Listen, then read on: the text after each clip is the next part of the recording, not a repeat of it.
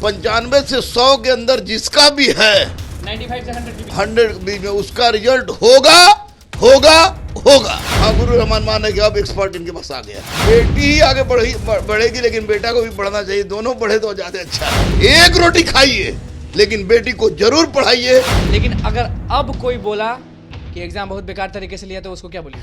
उसको सीधे उठा के पागल खाना में डाल देना चाहिए, क्योंकि वो लड़का आदमी पढ़ने वाला है ही नहीं जो कहे कि अब एग्जाम खराब गया है या क्वेश्चन खराब था। उसको किसी भी परिस्थिति में परीक्षा देने का हक नहीं है, क्योंकि उसको परीक्षा का मतलब पता ही नहीं है। जो टेक्स्ट बुक और एनसीईआरटी पढ़ेगा वो पास करेगा, जो चिटपुटिया बम के चक्कर में रहेगा वो बर्बाद होगा। नमस्कार, मैं हूं निकुल तिवारी और आप लाइव सीरीज देख रहे। देखिए हमारे साथ गुरु रहमान मौजूद हैं। बताइए कि परीक्षा खत्म हो गया 68 बीपीएससी, सब चीज बढ़िया से हुआ, पहले ये बता दीजिए, हाँ या ना? हाँ बिल्कुल 100% बढ़िया से हुआ। और सबसे पहले मैं माननीय अध्यक्ष बीपीएससी के अतुल प्रसाद जी को ग्रेट सैल्यूट करूंगा, और साथ ही साथ जितने बिहार के डीएम हैं, एसपी हैं, पुलिस प्रशासन है, उन सबको ग्रेट सैल्यूट के पात्र है, क्योंकि उन लोगों ने जिस ढंग से परीक्षा लिया है इसकी अपेक्षा भी नहीं की जाती थी। और निश्चित रूप से दोनों हाथ से सैल्यूट मैं कहता था, वो अब समय वास्तव में समय आ गया कि दोनों हाथ से सैल्यूट किया जाए और उन लोगों को सैल्यूट करने की। हमेशा आप पहले ही बता देते हैं कि कट ऑफ कितना जाएगा, कट ऑफ बता ही दीजिए इस बार भी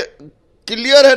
95 से 100 के अंदर जिसका भी है 95 से 100 बीच में उसका रिजल्ट होगा होगा होगा। उससे इधर उधर कुछ नहीं घट सकता है, बढ़ेगा नहीं। मान लीजिए 105 हो गया था, 105 होने का सवाल ही नहीं उठता है, क्योंकि जिस तरह क्वेश्चन था अधिकारी के लिए यही क्वेश्चन होना चाहिए जो अतुल प्रसाद जी ने पूछवाया है। इसका मतलब कि अब इनके पास एक्सपर्ट आ गया है, अब आ गया। मान रहे गुरु रहमान मान रहे हैं। हाँ, गुरु रहमान मान है कि अब एक्सपर्ट इनके पास आ गया है। ये बताइए कि क्वेश्चन पेपर आप भी देखे होंगे, सबसे पहले आप ही देखते हैं, तो मतलब कि कैसा लगा क्वेश्चन पेपर? बच्चे इधर उधर घूम गए होंगे या सही था? नहीं, जितने भी यूट्यूबर शिक्षक से पढ़े हैं, जितने भी एटम बम, परमाणु बम, हाइड्रोजन बम पढ़े हैं, वो सब फेंका गए। और आपको बता दें कि सारे का सारा किताब आपको टेक्स्ट बुक से आया है, एनसीईआरटी से क्वेश्चन आया है, सब मैंने मिला। यूट्यूब से नहीं, जो पढ़े होंगे उन्हीं का रिजल्ट होगा, उन्हीं का।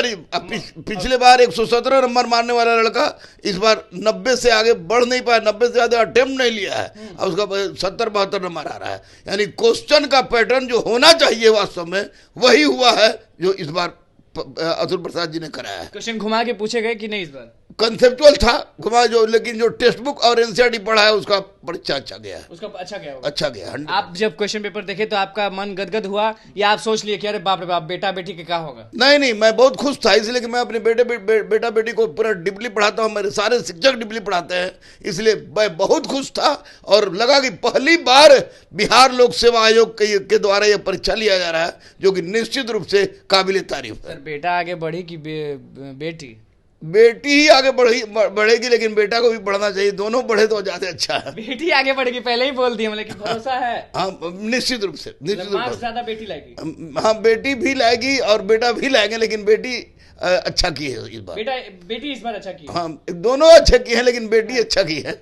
तो आपको कैसा लगता है कि अब जो मेंटालिटी है लोगों का बदल रहा है? मम्मी पापा जो होते हुए हैं, जो घर वाले होते हैं, वो अब बेटियों को आगे बढ़ाने की पूरी कोशिश करते हैं। हाँ, अब मैं जितने भी गार्जियन हैं सबसे रिक्वेस्ट करूंगा, हाथ जोड़ के कहूंगा कि आप लोग बेटी को पढ़ाइए, क्योंकि ये समय अब दोबारा नहीं आएगा जो बिहार में इस तरह की माहौल आ गई है कि 38% रिजर्वेशन भी बच्चों को दिया गया, बच्चियां पढ़ भी बहुत ज्यादा रही हैं। तो निश्चित रूप से बेटी को आगे बढ़ाने का प्रयास करना चाहिए।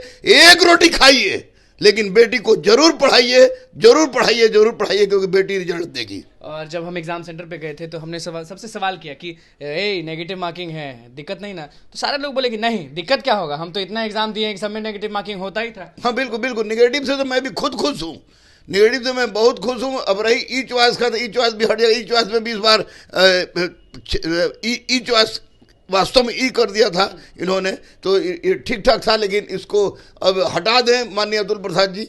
ये आपको 5वां चॉइस तो अच्छा रहेगा। निगेटिव से किसी भी तरह का कोई फर्क नहीं पड़ा पढ़ने वाले बच्चों का, कुछ भी नहीं, कोई फर्क। अब जो लोग बोलेंगे, जैसे कि आप कह रहे हैं कि बहुत अच्छा से एग्जाम लिया गया, सबको आप थैंक यू बोल रहे हैं, बहुत लोग बोल रहे हैं कि बहुत अच्छा एग्जाम गया, लेकिन अगर अब कोई बोला कि एग्जाम बहुत बेकार तरीके से लिया तो उसको क्या बोलिएगा? उसको सीधे उठा के पागल खाना में डाल देना चाहिए, क्योंकि वो लड़का आदमी पढ़ने वाला है ही नहीं जो कहे कि अब एग्जाम खराब गया है या क्वेश्चन खराब था। उसको किसी भी परिस्थिति में परीक्षा देने का हक नहीं है, क्योंकि उसको परीक्षा का मतलब पता ही नहीं है।